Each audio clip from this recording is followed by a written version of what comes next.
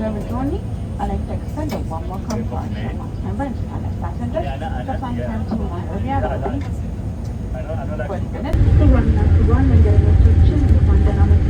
I would like to say goodbye to our passenger Cloudname, Shiva. My last name is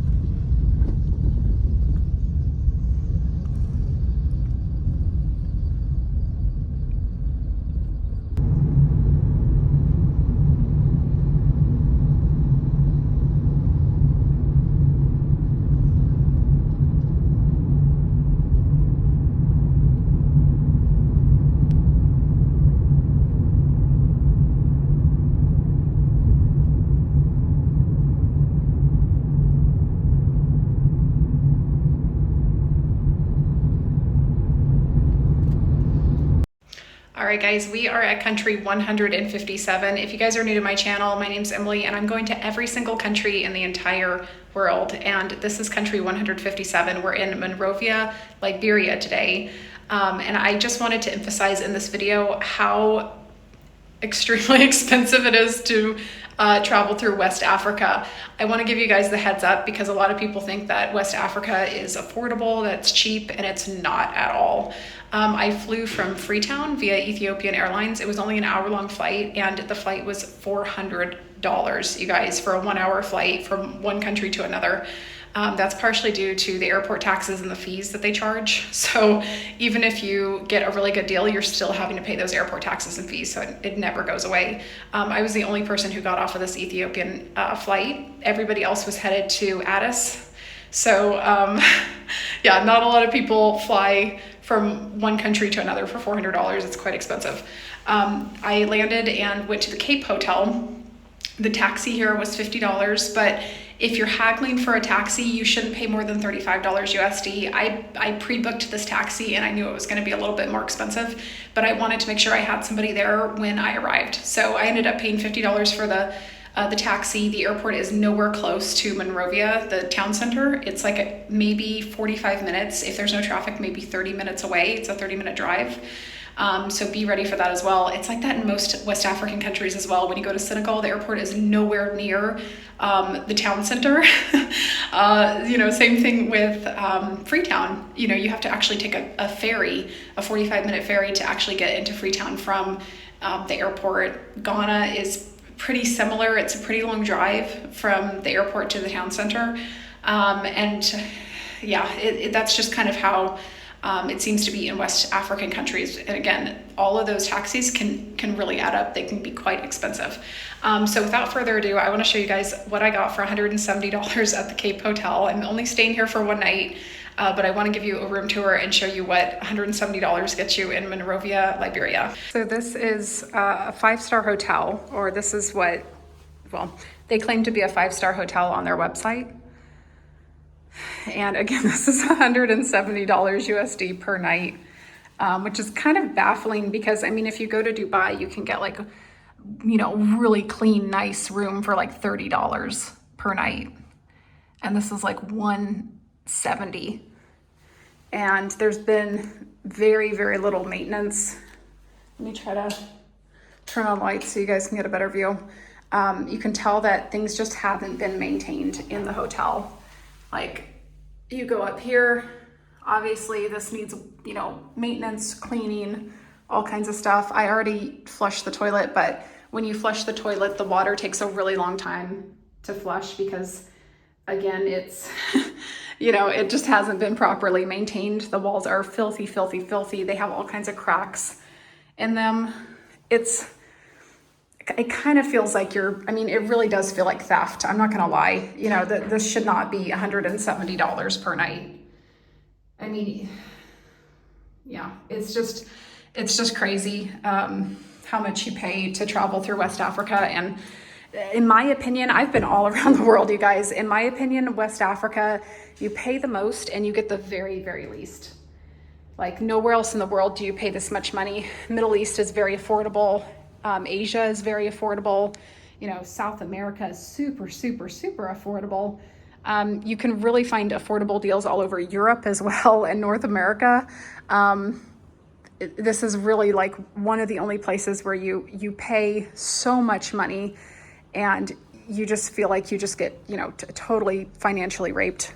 Pardon the wording, but that's really how it feels. Oh man, it's just filthy, filthy, filthy. The whole hotel room is like super, super filthy. Like, even look at this, you guys.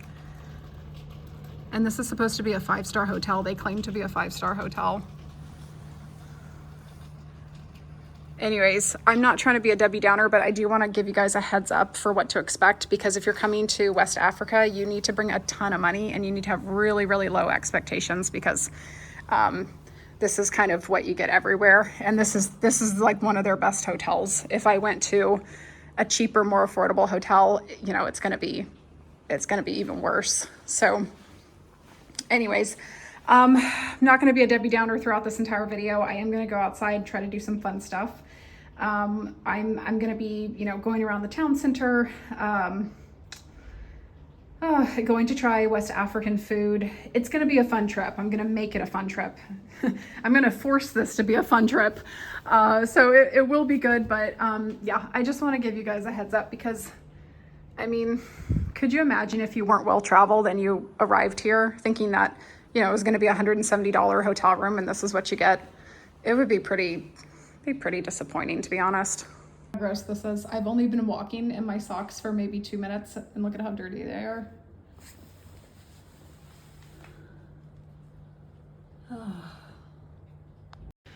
And the room also smells like mildew. I tried another room too. It was on the first floor and it was even worse. Then I complained and then they gave me this one, and this one also smells like mildew, but it's a little bit better.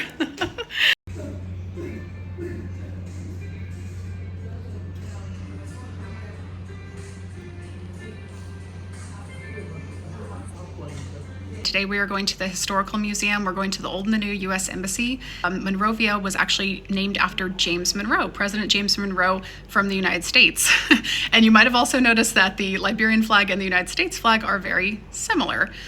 There's a long history between the United States and Liberia, and I'll kind of cover that quickly and try to summarize it. There's a lot of details, so you guys would have to research this further, but I'm just going to kind of give you a quick recap.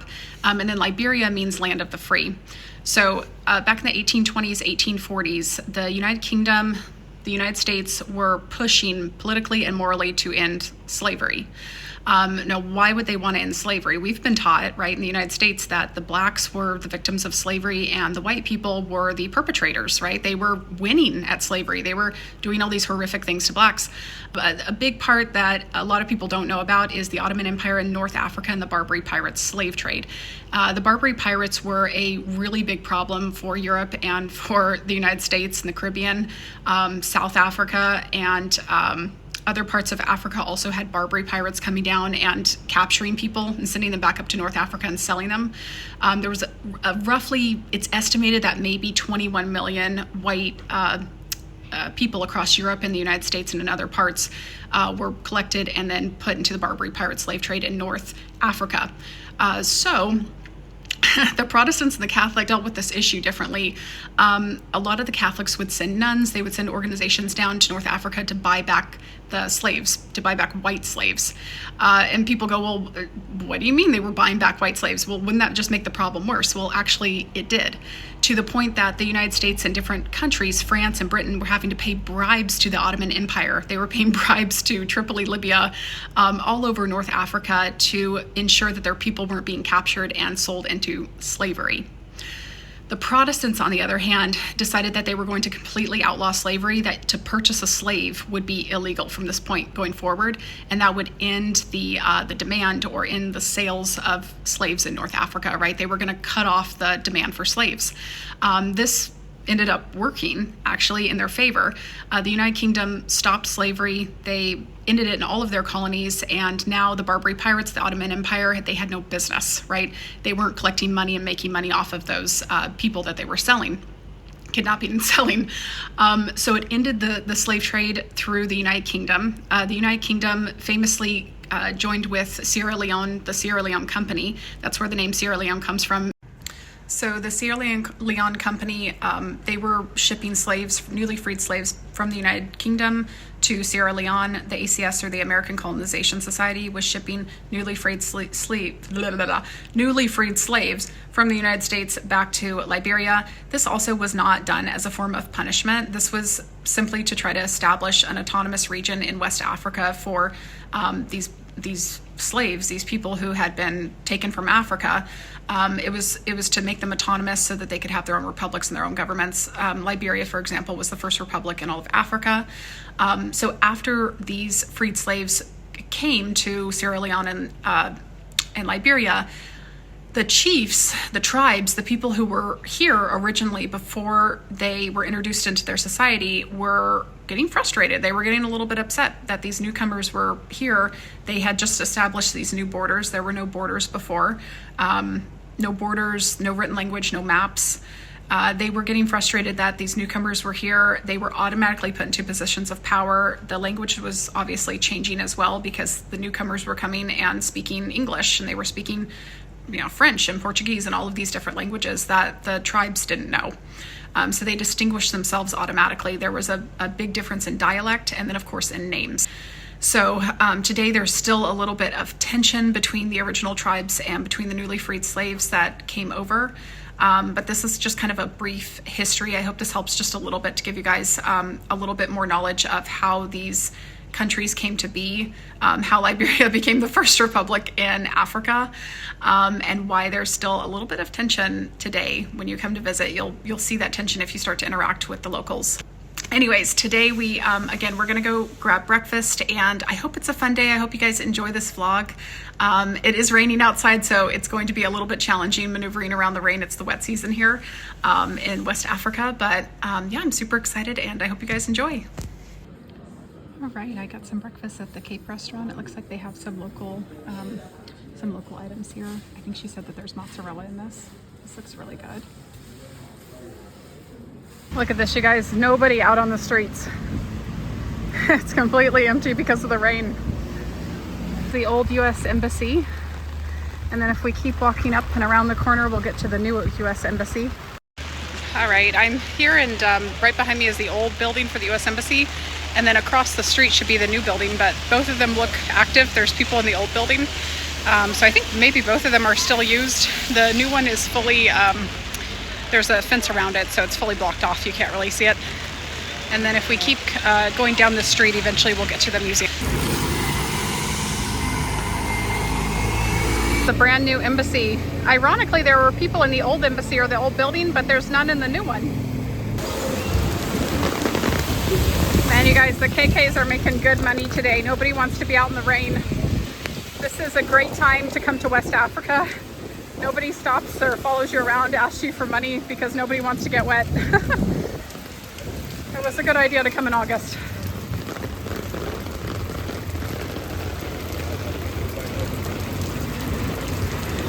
This rain is heavy, you guys. I've been walking for maybe 20 or 30 minutes, and even though I have the umbrella, my pants are completely soaked.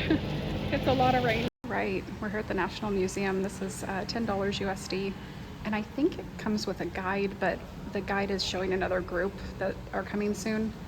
So I'm just doing this solo, but this is really interesting. They have pictures of the different tribes. They list out all of the tribes. These are some of the masks from the original tribes that were here.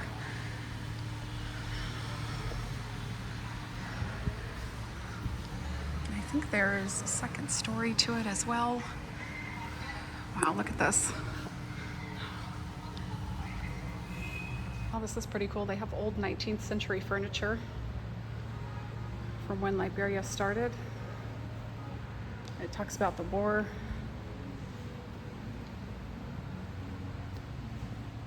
These are all official documents from when Liberia was a brand new country.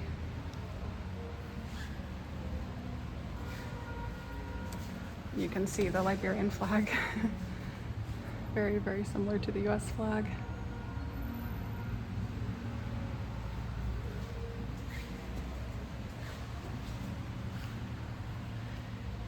Ellen was the very first female president of an African country, and I believe she served for 12 years here in Liberia.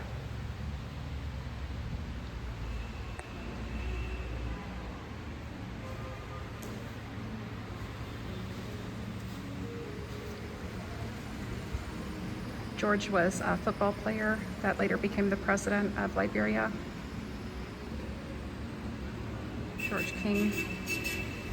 And then this is George Way.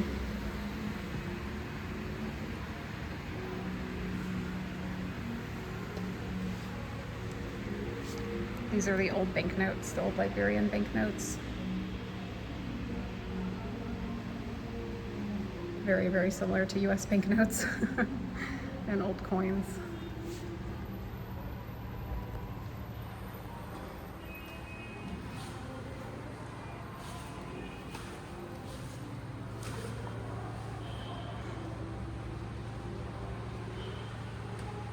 There are also some old churches that you can see around this area.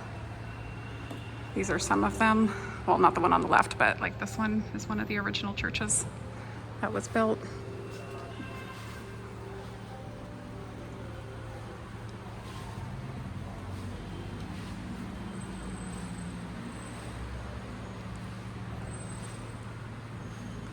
This is from National Geographic.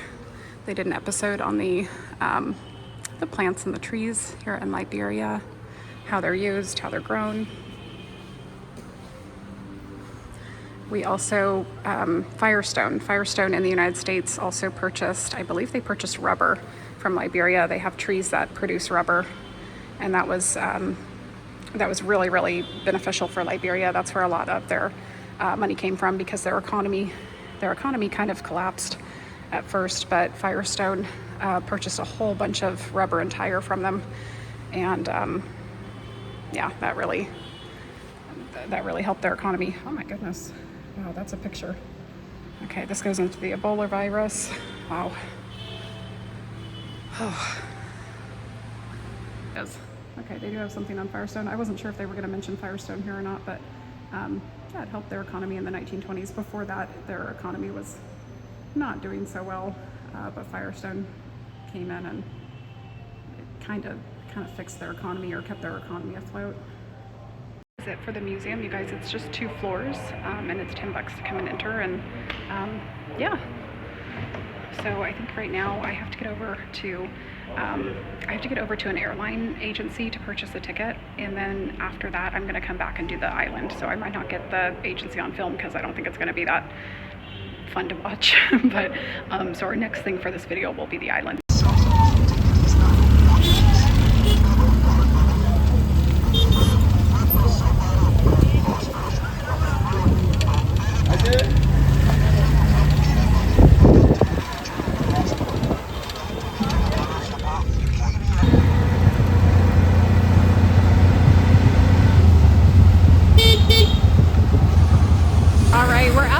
To get to Providence Island, and there's supposed to be stairs. Once you get over here, there should be some stairs so that you can go down onto Providence Island. It is very, very wet. It has been raining quite a bit, so I'm going to try not to get wet. Well, this whole thing is completely muddy, even though it's not mud. There's so much dirt that it's created mud.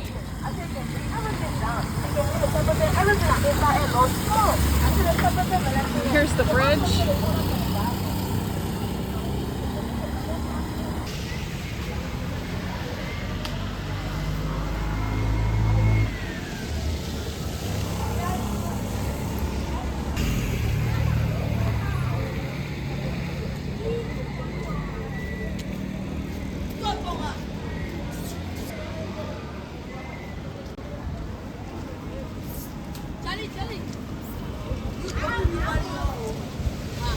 Wow, they don't raise their kids very well here, obviously. Oh my gosh, wow, look at all that garbage. Look at this. This whole river is just filled with garbage. Wow, look at this. It almost looks like a slide, but it's usually a walkway that you can walk down to get to Providence Island, but it's blocked off right now.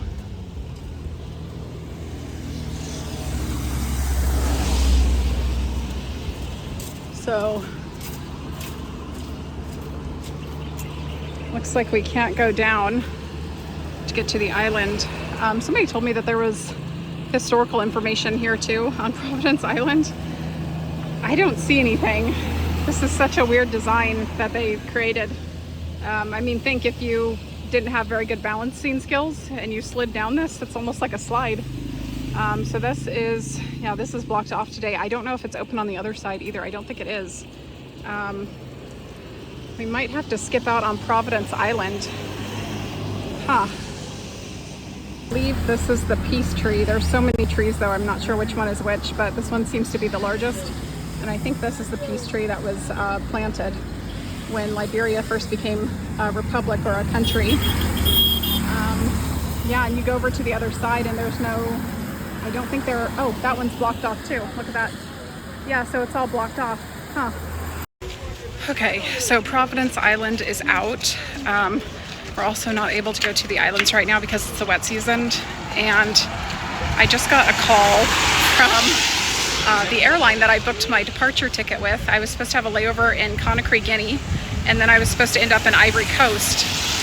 And the flight that I was supposed to be on got canceled. Luckily, they told me ahead of time. So they asked me if I could come in early. So they asked me if I could come to the airport tonight. And I'm still debating if I want to go tonight or try to hold out for another flight. I'm a little bit scared that if I wait, they're going to continue to get canceled. And I have been stuck in West Africa before in Guinea-Bissau. So I'm still deciding. I still have like maybe 3 hours. Ooh. So I still have about 3 hours to decide if I want to try to leave tonight or not. I think I'm gonna go try to get some food, like sit down and grab some food. And then I'll try to figure it out. When I went to the, I don't want to hit somebody with the umbrella.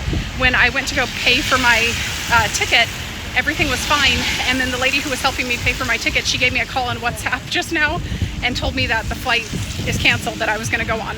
So I don't know what to do, you guys. And Going to fence?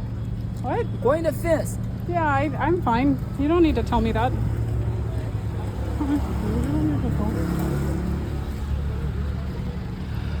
Okay. There are some memorials. You take a picture. The picture you take, you got to pay for the picture. No. Okay? No, they're saying I have to pay for a picture. Gosh, this is crazy. I'm kind of done with this area. I think I'm gonna head back to the hotel. Now that the rain has stopped, everybody is getting a little bit more aggressive and they're coming up and talking to me more, asking me for money. So yeah, I think I'm gonna head over to the airport. Honestly, I don't think I want to spend any more days here. The rain was nice, but I don't want to spend any more time here. I think I'm just gonna head to the airport. I'm missing out on the beach. I was gonna go to the beach, but oh well.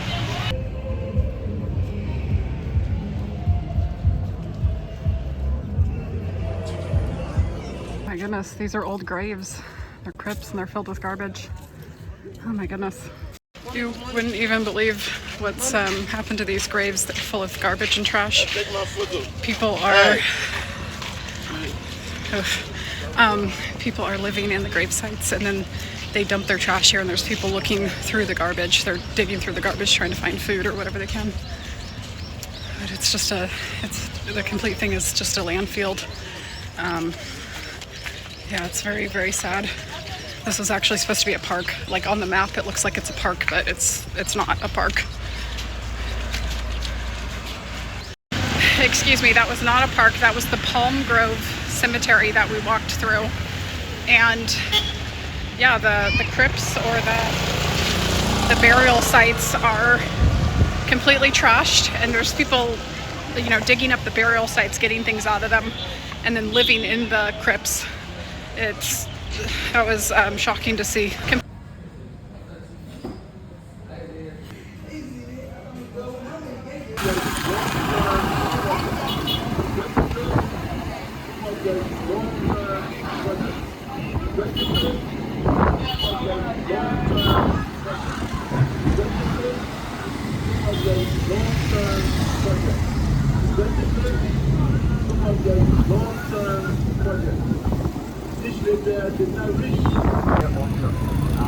So we went there, he knows exactly where the woman sits, and so he went directly to the grave. People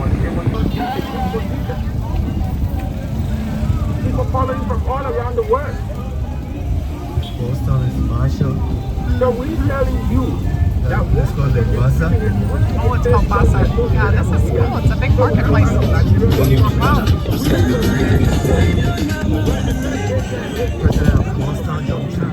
Oh, Boston Yeah, Junction. this is Boston Marshall Junction. Ah, Boston. There's a way leading to Limbasa. Oh, there's a well leading to Mombasa. Okay. Oh, to the beach. Yeah, to the beach, yeah. Yeah, a lot of people, you know, I always like to visit in Liberia, the weather of Limbasa beach. So I made it to the airport, and there's only 2 passengers, myself and one other person, that's taking this Cote d'Ivoire flight to Conakry. And the reason why is because they haven't told everybody yet that the flight tomorrow is canceled. So the people who are on that flight are gonna get up in the morning, come to the airport, and the flight's not going to leave. And then they're gonna have to wait another 2 days for another flight that also isn't going to be available. And then they're gonna have to wait again. The only reason why I was able to get on this one tonight is because the lady at the agency called me and let me know that the flight for tomorrow was gonna be canceled. So the airlines in West Africa, they cancel a lot, so you just have to really, really be prepared for that, or like plan extra days. All 4 of my flights that I've taken on this trip so far have all been canceled or rescheduled. I also got a ride from the town center to the airport for $40 USD, and I met a guy named Jeffrey, and he said that I could post his contact info, his WhatsApp number, onto my YouTube video, so that you guys, if you're viewing and you're wanting to come to Monrovia, you can contact him via WhatsApp and then ask him to come pick you up at the airport, or you can just ask him for rides if you need it. That way you don't end up getting stuck at the airport, and you end up having to like haggle with taxi drivers when you land. So that'll be in the description as well. And I think that's about it, you guys. I wish I had had more time for Monrovia, but again, because of the flight delays and the cancellations, I wasn't able to spend as much time as I thought I was going to here.